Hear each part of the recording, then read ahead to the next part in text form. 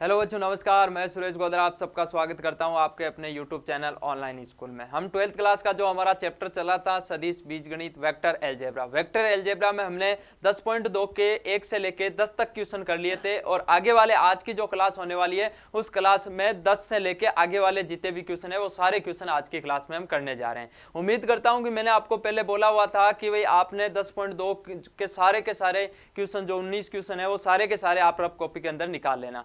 मैं उम्मीद करता हूं कि आपने वो काम किया होगा और यदि नहीं भी किया है तो मेरे साथ साथ आप रफ कॉपी लेके और बैठो और इन क्वेश्चनों को आप सॉल्व करते जाओ। तो जो जिस क्वेश्चन में आपके कोई दिक्कत आई हुई है तो उस क्वेश्चन को आप अच्छी तरीके से देखो और पूरी क्लास को शांति से देखना है, ठीक है। तो आज के सेशन की हम शुरुआत करने जा रहे हैं। आज के जो क्वेश्चन हो गए वो हो गए 11 से लेके 19 तक। आगे वाले जितने भी क्वेश्चन बचे हुए हैं वो फटाफट हम कर लेते हैं और कुछ क्वेश्चन जो उदाहरण जैसे ही है तो उनको तो आपको करना ही है, आराम से बैठ के उनको वापस नहीं करेंगे, हम आराम से तैयारी करें, ठीक है। तो शुरुआत करते हैं हम। आगे वाला जो हमारा क्वेश्चन है 11 नंबर क्वेश्चन ये दे रखा है कि दर्शाइए कि सदिश 2i कैप माइनस में 3j कैप प्लस में 4k कैप और ये वाला वेक्टर एक संरेख है। देखो इन क्वेश्चन के अंदर मेरे हिसाब से आपके इस क्वेश्चन के अंदर दिक्कत आई होगी। जो संरेख वाली जो शर्त है ना वो अभी मैं आपको जो एक क्वेश्चन और आएगा उस क्वेश्चन और इस क्वेश्चन दोनों को एक साथ कराऊंगा मैं, ठीक है। तो इस क्वेश्चन को हम सबसे लास्ट में लेंगे क्योंकि संरेखता वाली एक शर्त बतानी है आपको, एक कॉन्सेप्ट बता के फिर इस क्वेश्चन को करेंगे। तो आगे वाले जो हमारे जो कॉन्सेप्ट सीखे उन पर जो आधारित क्वेश्चन है वो सारे हम कर लेते हैं और वापस आते हैं इससे जो 11 नंबर क्वेश्चन है इसको मैं आपको पूरा डिटेल से कराऊंगा, ठीक है। तो आगे वाले क्वेश्चन के ऊपर चलते हैं। 12 नंबर क्वेश्चन हमारे पास में ये दे रखा है, यह है कि सदिश आपके पास में ये दे रखा है, इसका दिक् कोसाइन ज्ञात करना है। मेरे हिसाब से उम्मीद करता हूं कि आपने ये काम किया होगा, इसका दिक् कोसाइन ज्ञात किया होगा। मैं भी आपको करवा देता हूं, आप भी चेक कर लेना कैसे किया है। तो दिक् कोसाइन के लिए आप सबसे पहले इस वेक्टर को कुछ नाम दे दो अपने हिसाब से कि सर माना ए वेक्टर, ये आपके पास में ए वेक्टर नाम दे दिया, ये है I cap plus 2j cap plus में 3k कैप, ये आपके पास में एक वेक्टर है, ए वेक्टर इसको नाम दे दिया। इसका ज्ञात करना है आपको दिक् कोसाइन। क्या ज्ञात करना है? दिक् कोसाइन। दिक् कोसाइन का मतलब एल, एम और एन ज्ञात करना है। एल का सूत्र है, एम का सूत्र है, एन का सूत्र है, सारे सूत्र आपके पास में। सबसे पहले मैं आपसे बोलूं कि दिग अनुपात, यदि यहाँ दिग अनुपात पूछता तो यहाँ पे इसके आई के सामने वाला हो जाता, जे के सामने वाला, के सामने वाला अदिश घटक को ही दिग अनुपात बोलते हैं। दिग अनुपात की सहायता से ही दिक् कोसाइन निकाला जाता है। तो मैं सबसे पहले तो आपको यहाँ बता दूं कि दिग अनुपात नहीं पूछा है फिर भी हम बता देते हैं दिग अनुपात। तो दिग अनुपात हमारे पास में ये है 1, 2, 3, ये है दिग अनुपात। अब चलते हैं दिग कोसाइन पे। दिग कोसाइन का मतलब एल का दिग कोसाइन, दिग कोसाइन ज्ञात कर रहे हैं। तो सबसे पहले एल का मान ज्ञात करना है। एल का मतलब ये होता है कि a बटा रूट ए स्क्वायर प्लस में बी स्क्वायर प्लस में सी स्क्वायर, ये हमारे पास में फॉर्मूला हुआ करता था। मैं आपसे पूछूं एक का मान, तो एक का मान है 1 अपॉन में दोनों इसका 1 का स्क्वायर प्लस 2 का स्क्वायर प्लस में 3 का स्क्वायर, ये लिखा 3 का स्क्वायर। अब यहाँ बेसिक कैलकुलेशन है। ऊपर है आपके पास में 1 अपॉन में रूट के अंदर क्या है 1 का स्क्वायर 1, 2 का हो गया 4, 3 का हो गया कितना, 3 का हो गया सर 9, 9 1 10, 10 और 4 14, 1 बट्टा रूट 14 आपके भी यही आंसर आया होगा। ये एल का मान हो गया। उसी प्रकार एम का मान मैं लिख देता हूं। एम का मान हो गया हमारे पास में बी अपॉन।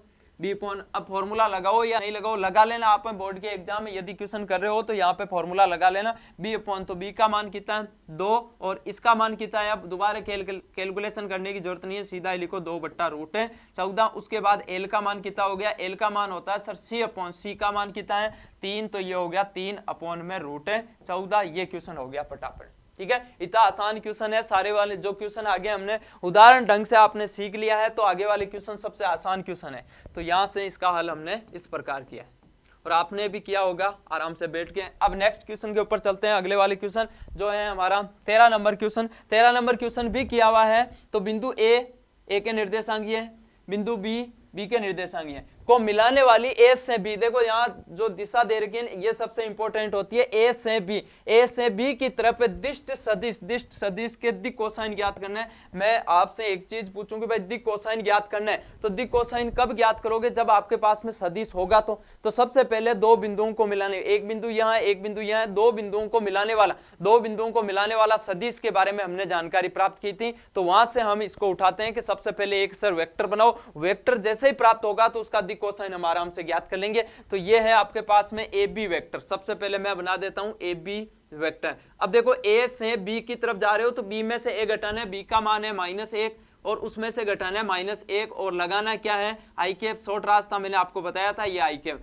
प्लस में यहाँ है दूसरे वाला -2 फिर उसमें से घटाएंगे ये -2 और यहाँ लगाएंगे जे कैप, और प्लस में है यहाँ है 1 और फिर माइनस और ये -3, तो मेरे हिसाब से आप इतना तो जानते होगे, प्लस हो गया, ये हो गया 3 और ये हो गया के कैप। ठीक है, तो ये वेक्टर आपके पास में आ गया। देखो -1 माइनस में 2 आई कैप और -2 हो गया माइनस में 4 जे कैप और ये हो गया प्लस में 4 के कैप। ये आपके पास में ए बी वेक्टर आ गया, दो बिंदुओं को मिलाने वाला सदिश हमने ज्ञात कर लिया। ए बी वेक्टर जैसे आया तो इसका ज्ञात करना है दिक् कोसाइन। तो दिक् कोसाइन ज्ञात करने के लिए आपको ये पता है कि जो अपोन में होता है ये सूत्र होता है एल का मान, एल का मान ये सूत्र होता है कि ए बट्टा रूट ए स्क्वायर प्लस में बी स्क्वायर प्लस में सी स्क्वायर। ये जो लिख रहा हूं ना मैं, आप थोड़ा सा दिमाग लगाना, थोड़ा सा दिमाग के ऊपर प्रेशर डालना कि ये जो लिखा हुआ है ना ये क्या है, ये है सर परिमाण, ये है परिमाण, मैग्नीट्यूड है ये A square plus B square plus C square का रूट, ये परिमाण ही है। तो इसका परिमाण या तो आप पहले निकाल के बैठ जाओ या फिर वहां पे निकालो। तो यहाँ है एल का मान, एल का मान होता है सर ए अपॉन में रूट ए स्क्वायर प्लस में बी स्क्वायर प्लस में सी स्क्वायर, ये इसका फॉर्मूला होता है। ए का मान कितना है, ए का मान है सर -2, ये लिखा -2 अपॉन में A square plus B square plus C square, एक का स्क्वायर -2 का स्क्वायर कितना हो गया 4, में डायरेक्ट लिख रहा हूं, और प्लस 4 का -4 का कितना होता है 16 प्लस 4 का कितना हो गया 16, ये हो गया। तो माइनस में 2 अपॉन में देखो 16 32 और 4 हो गए 36 रूट 36 और रूट 36 का मान कितना होता है 6 होता है। तो ये हो गया 6, आंसर आया -1/3, ये एल का मान हो गया। इसी प्रकार एम का मान ज्ञात करेंगे। तो एम का मान ज्ञात करने के लिए -4, ये हो गया -4 अपॉन में जो ये आएगा 6, तो ये लिखा 6, 2 के पहाड़े से काटा तो ये हो गया -2 अपॉन में 3। उसके बाद में एल का मान ज्ञात करना है, एल का ज्ञात कर लिया, एल एम एन का ज्ञात करना है तो ये लिखा एन, एन होता है सी अपॉन, तो सी का मान कितना है ये है सर 4 बट्टा कितना हो गया 6, तो आंसर आएगा हमारे पास में 2/3। उम्मीद करता हूं कि ये क्वेश्चन आपने आराम से बैठ के किया होगा, और जिस बच्चे के कोई दिक्कत आई है तो इसको आराम से इसको नोट करना है, देखना है आराम से। ठीक है, अब हम चलते हैं हमारे नेक्स्ट क्वेश्चन पे। ये इसका हल हो गया 13 नंबर। अब चलते हैं आगे वाले। तो 14 नंबर क्वेश्चन ये दे रखा है, ये सबसे अच्छा क्वेश्चन है भाई। ये मैं बोल रहा हूं कि अधिकतर बच्चों के लिए इसमें परेशानी आई होगी, इसको मैं पूरा का पूरा करवा देता हूं। बोर्ड के ऊपर देखना है, आपका ध्यान पूरा होना चाहिए ताकि ये क्वेश्चन आपके अच्छी तरीके से समझ आ सके, क्योंकि ये दर्शाने वाला है, सिद्ध करने वाला है। अधिकतर बच्चों को इसमें थोड़ी बहुत दिक्कत आई है। इसने बोला है कि दर्शाइए कि सदिश ये वाला एक सदिश है, वो एक्स यानी कि एक्स अक्ष की दिशा, वाई अक्ष की दिशा और जेड अक्ष की दिशा के साथ बराबर कोण पर झुकी हुई है, यानी कि समान कोण बनाती है। तो आपको ये सिद्ध करना है। सबसे पहले इसकी शुरुआत कैसे करनी है वो इधर देखो। आप सबसे पहले तो इसको, ये जो वेक्टर है ना, इसको एक अपना नाम दे दो। तो सर मैं दे दिया ए वेक्टर। तो ये ए वेक्टर है आपके पास में आई कैप प्लस में जे कैप और प्लस में के कैप, ये आपके पास में एक वेक्टर हो गया और इसको हमने मान लिया। आप एक जो सदिश है उसको मान सकते हो कि माना इसको ए वेक्टर दे दो, पी वेक्टर दे दो, क्यों जो मन में आए वो इसको नामकरण दे दो। तो नाम दे दिया ए वेक्टर। ए वेक्टर आपके पास में ये है, और सबसे पहले हमें ये ज्ञात करना है कि आपको ये पता है कि आप लिखोगे कि माना जो ए वेक्टर है ना, ए वेक्टर एक्स अक्ष के साथ, ए वेक्टर का एक्स अक्ष के साथ एल्फा कोण, एक्स अक्ष के साथ एल्फा कोण तथा वाई अक्ष के साथ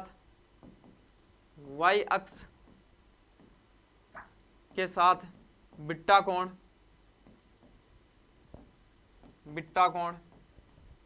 तथा जेड अक्ष के साथ जेड अक्ष के साथ गामा कोण बनाते हैं। वापस सुनो, मैंने लाइन क्या लिखी, ये लाइन लिखी कि भाई मान लेते हैं कि ये ए वेक्टर है और ये बोल रहा है कि आपको दर्शाना है, सिद्ध करना है कि ये जो ए वेक्टर है ये एक्स अक्ष, वाई अक्ष और जेड अक्ष के साथ समान कोण पर झुकी हुई यानी कि बराबर कोण बनाती है। ये आपको प्रूफ करके बताना है। तो मान लिया कि ये जो ए वेक्टर है ना ये एक्स अक्ष के साथ अल्फा कोण पर झुका हुआ है और वाई अक्ष के साथ बीटा कोण पर झुका हुआ है और जेड अक्ष के साथ गामा कोण पर झुका हुआ है। तो हम ये लिखेंगे कि सिद्ध करना है हमको, सर सिद्ध करने वाला पार्ट ये है, सिद्ध करना है। तो सिद्ध क्या करना है, सिद्ध ये करना है कि बराबर कोण दिखाना है यानी कि अल्फा बराबर बीटा बराबर और गामा, ये आपको दिखाना है बराबर। ठीक है, तो यहां तक मैं उम्मीद करता हूं कि ये आपके समझ में आई होगी बात कि ए वेक्टर इस जो भी सदिश दे रखा है इसको हमने ए वेक्टर नाम दे दिया। ठीक है सर, ये समझ में आई। और उसके बाद में हम मान लेते हैं कि ये जो ए वेक्टर है ना ये एक्स अक्ष के साथ अल्फा कोण बनाती है, वाई अक्ष के साथ बीटा कोण बनाती है और जेड अक्ष के साथ गामा कोण बनाती है। और हमें प्रूफ करके बताना है कि अल्फा बराबर बीटा बराबर गामा ये तीनों बराबर होगा क्या। तो आप इसके कोण कोस अल्फा, कोस बीटा और कोस गामा निकाल के देख लेते हैं, तो चेक करेंगे कि वहां एंगल बराबर आता है क्या। तो सबसे पहले इसको थोड़ा सा हम साइड में कर देते हैं।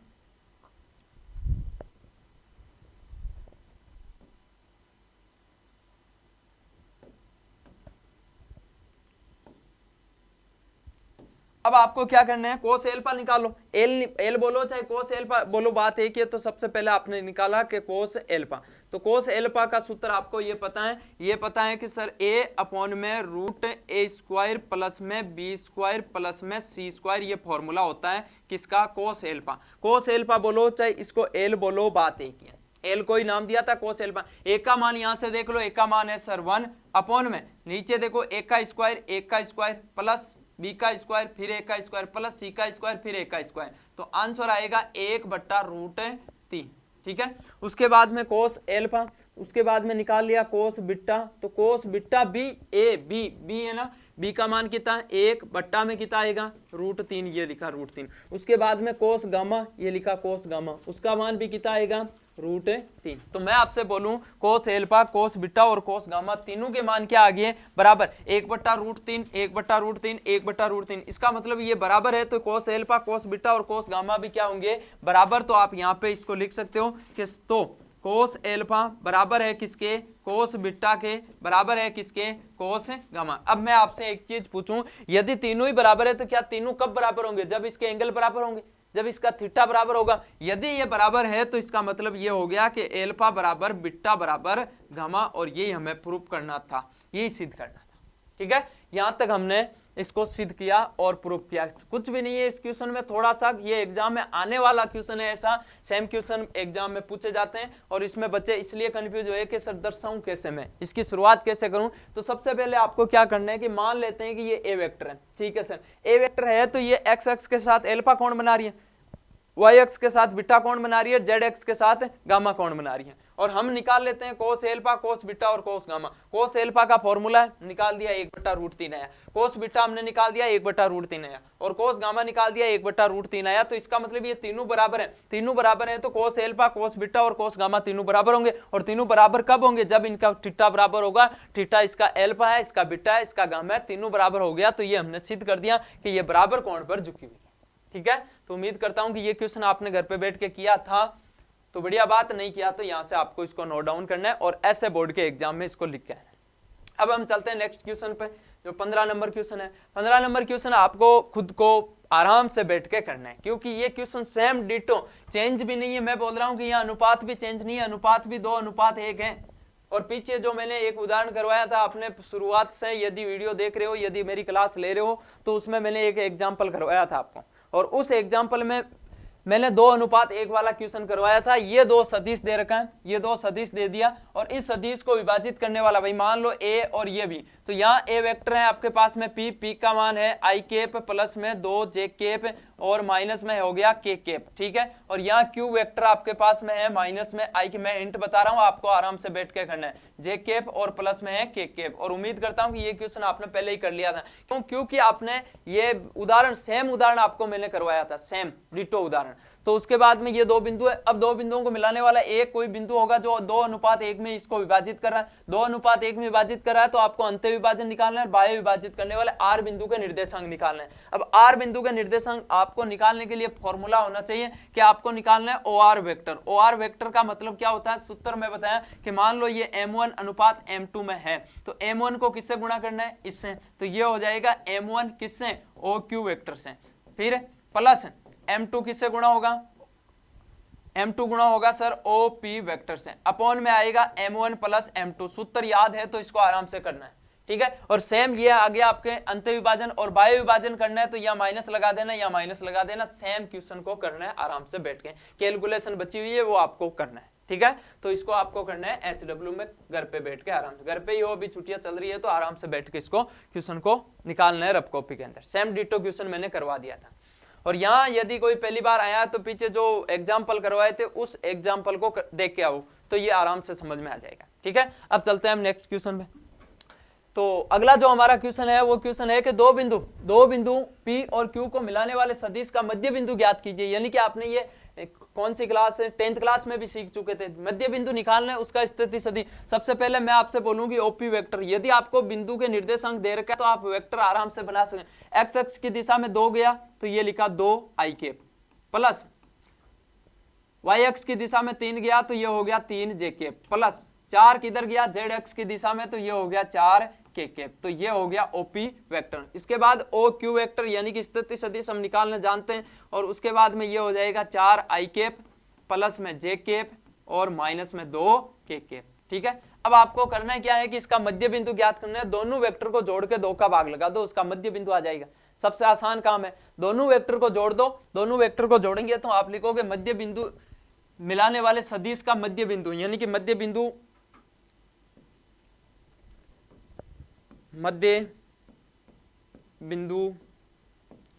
सदिश। तो मध्य बिंदु सदिश क्या हो गया, दोनों को जोड़ के 2 का भाग। मध्य बिंदु सदिश हो गया कि सर ओपी वेक्टर प्लस में ओ क्यू वेक्टर अपॉन में किसका भाग लगाना है, 2 का। सबसे आसान क्वेश्चन है। ओपी वेक्टर आपके पास में ये है 2i कैप, और आपने ये क्वेश्चन कर भी लिया होगा। प्लस में है 3j कैप, ये 3j कैप, और प्लस में है 4k कैप। अब इसमें ऐड करना है किसको, ओ क्यू वेक्टर ये है 4i कैप, ये लिखा 4i कैप, उसके बाद प्लस में j कैप, माइनस में है 2k कैप।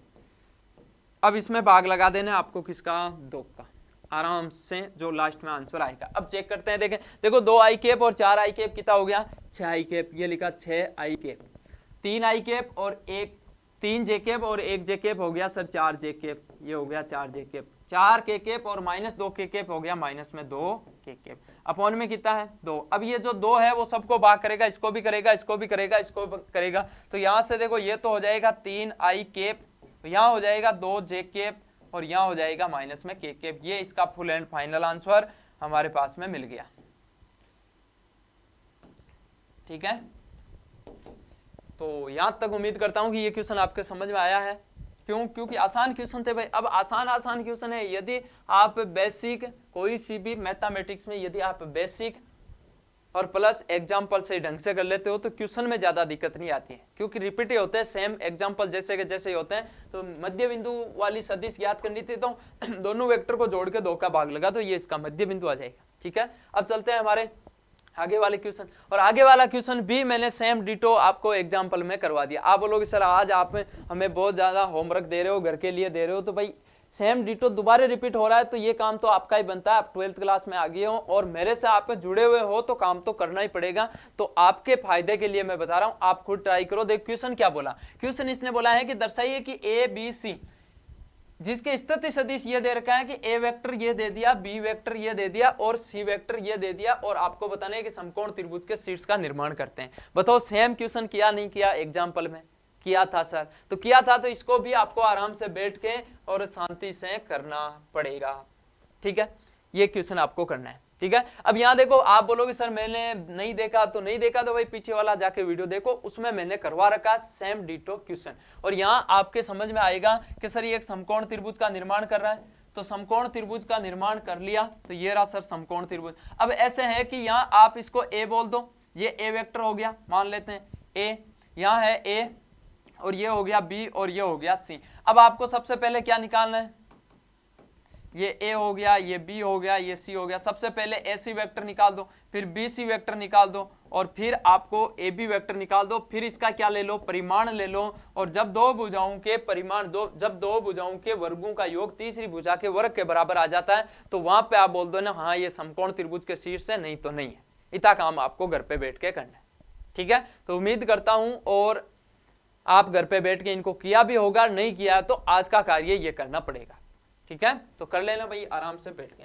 अब चलते हैं नेक्स्ट, जो ये 18वां क्वेश्चन, 18वां क्वेश्चन वाला क्वेश्चन है। 18वां क्वेश्चन है, ये सबसे आसान और अच्छा क्वेश्चन है, इसमें दिमाग लगाने वाली बात है। इसने बोला है कि ए बी त्रिभुज एबीसी, ये रहा त्रिभुज एबीसी। त्रिभुज नियम वाला आपको मैं वापस बता दूं कि यदि आप यहां से यहां जाते हो, फिर यहां से यहां जाते हो, ठीक है, तो ये हो गया ए, ये हो गया बी और ये हो गया सी।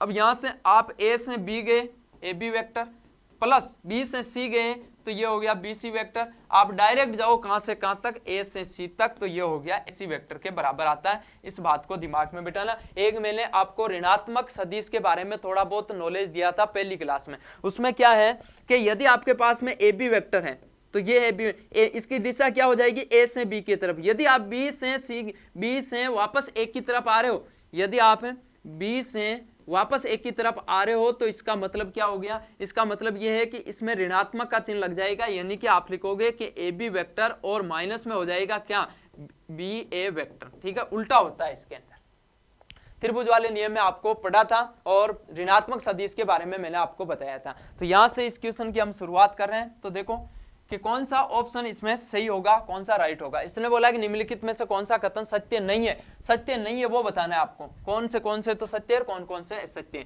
इधर देखो, यहां लिखा हुआ A B plus B C, यहां लिखा A B plus B C और प्लस में है सी ए, तो ये हो गया सी ए, इसकी अपोजिट डायरेक्शन हो गई ये वाली सी ए वेक्टर की। उसके बाद में यहां चलते हैं तो ये हो गया A B vector plus B C vector minus में ए सी वेक्टर। तो यहां माइनस क्यों लगाया भाई इसने, ये गलत कर दिया इसने। तो यहां पे ये कथन है वो हमारा सही नहीं है भाई, और सही नहीं है वही हमें छांटना है। तो इसका जो ऑप्शन है वो बी राइट हो जाएगा। अब आप बोलो सर नीचे वाले, यहां पे भी चेक कर लेते हैं एक बार। ये है ए बी वेक्टर प्लस में B C vector, A B vector plus में है बी सी वेक्टर और माइनस में सी ए वेक्टर। क्या ये सही है क्या? तो यहां मैं लिखूं कि यहां लिखा है कि ए सी वेक्टर, ये लिख दिया ए सी वेक्टर, इसको लिखा मैंने ए सी वेक्टर। तो यहां ए सी वेक्टर है तो ये उठ के उधर जाएगा, तो इधर आते ही ये किस में हो जाएगा, माइनस में हो जाएगा। इसका मतलब ये सही है और ये भी हमारे पास में सही है। तो इसका मतलब राइट आंसर कौन सा हो जाएगा, बी इसका राइट आंसर होगा, ठीक है।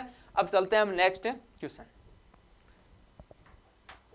ये देखो यहां लिखा हुआ है कि यदि ए वेक्टर और बी वेक्टर दो संरेख है, तो संरेख वाली मैं आपको शर्त बताऊं, उसके बाद इस क्वेश्चन को करेंगे। तो आपको सबसे पहले मैं आपको ये संरेखता वाली शर्त बताऊं, उसके बाद में इसको करेंगे, ठीक है। तो आपको इस क्वेश्चन को थोड़ा सा, आपको इस जो मैंने ऑप्शन वाला क्वेश्चन करवाया था ना, इस वाले क्वेश्चन को आपको सारे ऑप्शन के ऊपर थोड़ा थोड़ा दिमाग लगाओ, देखे कौन सा सही है कौन सा। यदि आप खुद दिमाग लगाओगे तो ये क्वेश्चन आपको आएगा, ठीक है। तो इस क्वेश्चन पे आप थोड़ा सा दिमाग लगाओ, तब तक मैं आपको बताऊं आगे वाला क्वेश्चन, ठीक है। तो संरेखता वाली शर्त हम बताएंगे, ठीक है। तो आप इसको देखो आराम से, शांति से।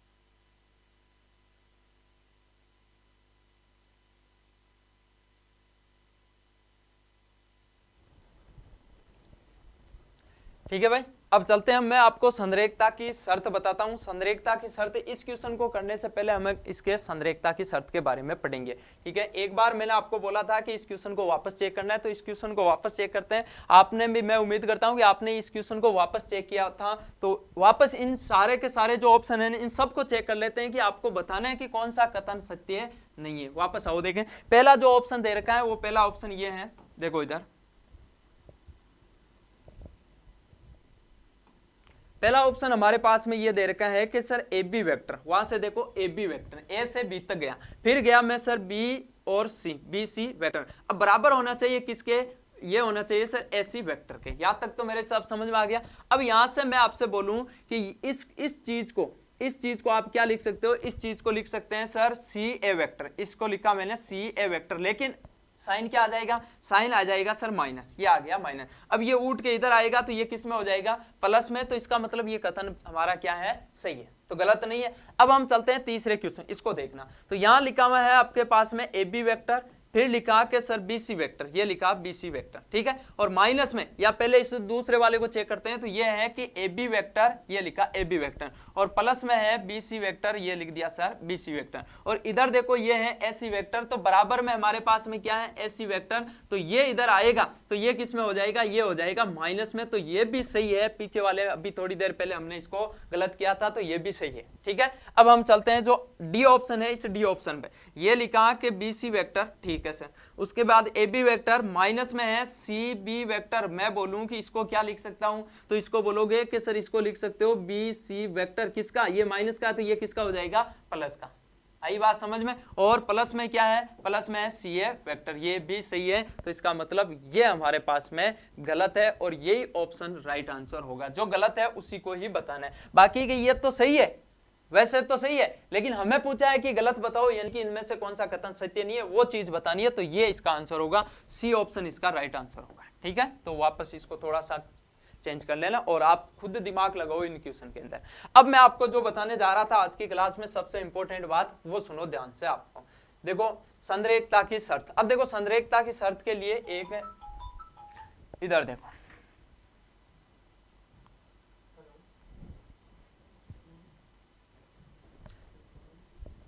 ये है संरेखता की शर्त, संरेखता की शर्त। अब देखो दो सदिश हैं, उनके संरेखता की शर्त क्या होती है, इस कॉन्सेप्ट को सीखना है। ये कॉन्सेप्ट कहीं रह गया था तो क्वेश्चन आ गया, तो हम इसको करते हैं। देखो संरेखता की शर्त क्या होती है, बिल्कुल ही अब जो बेसिक वाली चीज है ना, इसको समझने की पूरी कोशिश करना है, ताकि हमारे दो क्वेश्चन कवर हो जाए। तो संरेखता की शर्त के अंदर हम ये चीज करेंगे।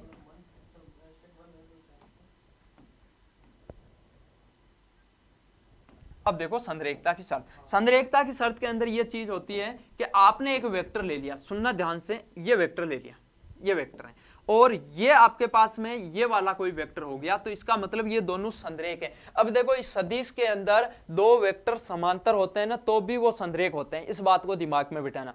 यदि आप समांतर बोलो चाहे संरेख बोलो, बात एक ही है, समांतर भी संरेख होता है, क्योंकि इसको उठा के आप यहां लेकर आ सकते हो। संरेख का मतलब एक ही रेखा पर स्थित, उसको बोला जाता है संरेख।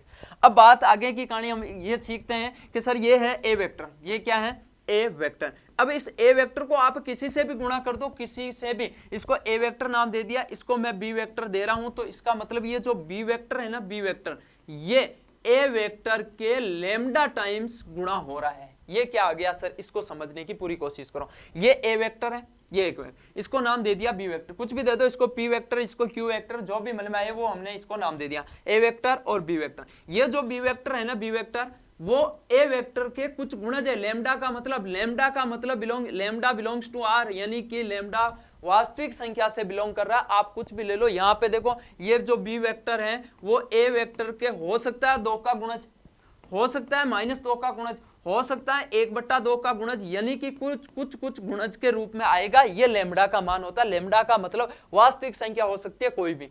तो संरेखता की शर्त में सबसे अच्छा कंक्लूजन निकल के ये आया है, ये वाला। इस बात को दिमाग में बिठाना कि जो बी वेक्टर रहते हैं, बी वेक्टर वो ए वेक्टर के लैम्डा गुणा के बराबर होता है, लैम्डा टाइम्स होता है उसके गुणा में। ठीक है। अब ये चीज समझ में नहीं आई तो वापस मैं आपको एक दूसरा तरीका बताऊं, दो तरीका बताता हूं संरेख की पहचान करने के लिए और संरेख सिद्ध करने के लिए। पहले बात तो कोई भी दो वेक्टर है, दो वेक्टर सदी, ये संरेख कब होगा, जब एक वेक्टर होगा ना वो दूसरे वाले वेक्टर का लैम्डा टाइम्स गुणा होगा, तो वो दोनों संरेख होगा। ये जो बी वेक्टर है वो ए वेक्टर का लैम्डा टाइम्स गुणा है, ये ए वेक्टर है, ये बी वेक्टर है, ये बी वेक्टर है, वो लैम्डा के कुछ गुणा यानी कि एक के कुछ गुणज के रूप में आ रहा है। दो का गुणज ले लो, तीन का गुणज ले लो, चाहे -1 का ले लो, -2 का, कुछ भी वास्तविक संख्या हो सकती है। अब देखो इधर मैं बोलूं कि बी, ये जो ए वेक्टर है ना, इस ए वेक्टर को हम बोल देते हैं कि sir A1 i cap plus में B1 j कैप प्लस में C1 k कैप, ये हमने नाम दिया इसको। और बी वेक्टर है वो बी वेक्टर है कि A2 i कैप प्लस में B2 j कैप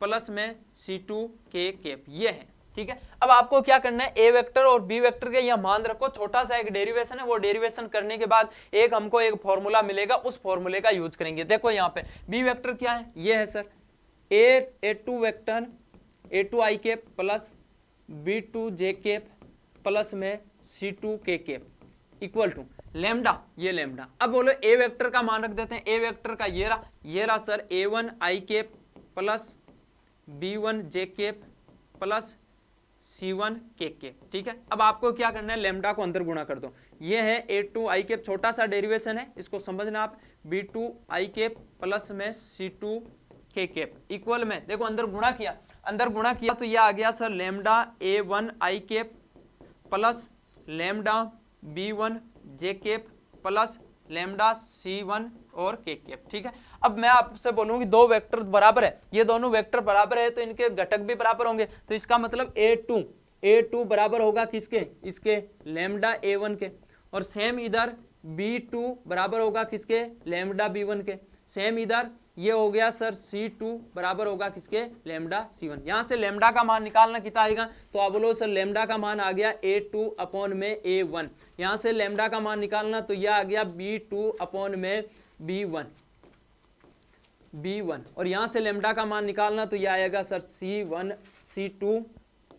C2 बटा C1। मैं आपसे बोलूंगी यहां से लैम्डा का मान ये आया, ये लैम्डा का मान ये आया, यहां पे लैम्डा का मान ये आया, क्या ये तीनों बराबर है, लैम्डा का मान ये है, लैम्डा का मान ये है, लैम्डा का मान ये है, तो इसका मतलब A2 बटा A1 बराबर है B2 बटा B1 बराबर है C2 बटा C1 के।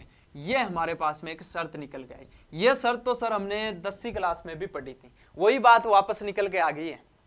जो 10th क्लास में आपने जो चीज पढ़ी थी कि समांतर होना, समांतर है, यहाँ पे संरेख समांतर एक ही बात है, तो समांतर होने की शर्त है A1 बट्टा A2, तो यहाँ पे यह आएगा A1 बट्टा A2 बट्टा A1। ठीक है। A1 बट्टा A2 बोलो चाहे A2 बट्टा A1 बोलो, बात है कि इनको आप उल्टा कर सकते हो, बात है। तो इसका मतलब संरेख होने की शर्त, सबसे अच्छी शर्त ये निकल के आई कि आपके पास में दो तरीके हैं कि संरेख चेक करने के लिए कि एक वेक्टर है ना वो दूसरे वेक्टर के लैम्डा टाइम्स गुणा होना चाहिए। पहली शर्त तो ये है। दूसरी शर्त ये है कि यदि इनका अनुपात यानी कि आई कैप जे कैप के सामने वाले जो भी है A1 A2 जो भी है उनका जो रेशियो है, अनुपात है, वो बराबर आ गया, तो इसका मतलब वो क्या है, संरेख है। ये है संरेख या समांतर होने की शर्त। दो वेक्टर समांतर और संरेख होने की शर्त की ये फॉर्मूला है। ठीक है। सबसे अच्छा फॉर्मूला तो इसको माना गया है कि यहाँ पे इस चीज को भी दिमाग में रखना, कई बार छोटे क्वेश्चन इससे होते हैं और कई बार ये वाला जो चीज है दोनों तरीके से चेक करके मैं बताता हूं। अब यहाँ कई बच्चों के ये चीज समझ में नहीं आई है तो हम इसको एक क्वेश्चन पर अप्लाई करते हैं ताकि ये आपके समझ में आए। तो एक क्वेश्चन हम करते हैं ताकि ये संरेखता की जो शर्त है वो मैंने डेरिवेशन कैसे किया वो यहाँ अभी समझ में आएगा। अब चलते हैं हमारा जो क्वेश्चन है उस क्वेश्चन के ऊपर। ये जो है 11 नंबर क्वेश्चन, इसने बोला है कि दर्शाइए कि ए वेक्टर और बी वेक्टर। मान लेता हूं मैं आपसे सबसे पहले ये चीज बोली थी कि भाई आप मान लो उस चीज को कि ये ए वेक्टर है, नाम दे दो उस वेक्टर को। ए वेक्टर आपके पास में है 2i कैप माइनस में 3 जे कैप और प्लस में है 4 के कैप, और बी वेक्टर है वो है माइनस में 4i कैप प्लस में है 6 जे कैप और माइनस में है 8 के कैप। दो वेक्टर हमने मान लिया। अब मानने के बाद क्या है, इनको बताना है कि ये संरेख है। अब संरेख है तो ये देखो आप बी वेक्टर है ना, इस बी वेक्टर में से इस बी वेक्टर, ये बी वेक्टर है, इसमें से -2 कॉमन आ रहा है, ये ले लो -2। जैसे ही -2 कॉमन लिया तो यहाँ क्या बचेगा 2i कैप, यहाँ बचेगा प्लस में 3 माइनस में, क्योंकि माइनस लिया आपने कॉमन, तो माइनस में 3 जे कैप और यहाँ हो जाएगा आपके पास में प्लस में 4 के कैप। अब मैं आपसे एक चीज पूछूं कि ये जो बी वेक्टर है ना वो -2, ये क्या है, ये चीज आप देखोगे तो ये ए वेक्टर है, तो इसका मतलब क्या हो गया, जो ये बी वेक्टर है वो ए वेक्टर के कुछ गुणा के रूप में लैम्डा टाइम, लैम्डा का मान यहाँ -2 आ गया, तो -2 के गुणा के रूप में है, तो इसका मतलब ये संरेख है।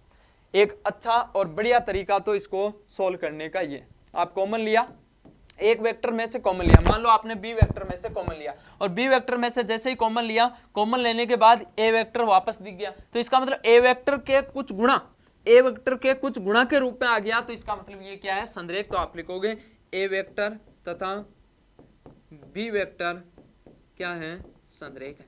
अब कई बच्चों के ये तरीका थोड़ा कम समझ में आया है, तो दूसरा तरीका देखते हैं। दूसरा तरीका, ठीक है। अब देखो दूसरा तरीका, अब दूसरे तरीके के ऊपर हम आते हैं, तो ये है दूसरा तरीका। दूसरा तरीका हमारे पास में ये है कि इनके अनुपात निकालो, केवल और केवल अनुपात। आपके पास में ए वेक्टर ये दे रखा है, ए वेक्टर है कि 2i कैप, माइनस में है 3j कैप और प्लस में है 4k कैप। बी वेक्टर क्या है, ए वेक्टर तो ये है, बी वेक्टर है आपके पास में माइनस में 4i कैप, प्लस में 6j कैप और माइनस में 8 है, ठीक है, ये बी वेक्टर है। अब आपको सीधा सिंपल बात ये करनी है कि a बट्टा a2 बट्टा a1 निकाल दो, चाहे a1 बट्टा a2 निकाल दो, तो कोई बात नहीं, कैसे निकालो, a2 बट्टा a1 निकालो। अब देखो a2 का मान -4 बट्टा में कितना है 2, आंसर कितना आएगा माइनस में 2। उसके बाद में b2 बट्टा b1 निकालना, तो b2 कितना है 6 बट्टा -3, आंसर आएगा माइनस में 2। उसके बाद में c2 बट्टा c1 देखो, तो c2 का मान है -8 बट्टा में 4, आंसर आएगा माइनस। तो इसका मतलब तीनों अनुपात बराबर आए नहीं आए, और तीनों अनुपात यदि बराबर आ गए तो इसका मतलब ये क्या है संरेख। अब सुनो शांति से, आराम से, बोर्ड के ऊपर थोड़ा सा नजर रखना ताकि आपके ये पूरा कॉन्सेप्ट क्लियर हो जाए। अब देखो, जब भी आपको संरेख वाला पूछे कि बताओ कि ये संरेख है, आप उसमें से कॉमन लेके देखो, कई बार कॉमन नहीं आएगा, कॉमन नहीं आएगा तो ये मेथड काम करेगा। अच्छा क्यों, क्योंकि आप अनुपातों की तुलना कर दो, अनुपात यदि बराबर आ गए, सारे अनुपात बराबर आ गए तो संरेख है, नहीं तो नहीं है, बस इतना ध्यान रखना है आपको। आपको ये तरीका अच्छा लगा है तो ठीक है, नहीं तो फिर ये दूसरा वाला तरीका आपको बहुत बढ़िया है। बेस्ट तरीका यही है कि ये 10th क्लास में हमने सीखा था कि आप सर अनुपातों की तुलना कर लो, अनुपात निकाल दो, यदि ये बराबर है तो इसका मतलब ये क्या है संरेख है। उम्मीद करता हूं कि ये क्वेश्चन आपको पहले वाले तरीके समझ में नहीं आया तो दूसरे वाले तरीके से कर लेना, ये तरीका तो हमारा पहले से ही पढ़ा हुआ है, ठीक है।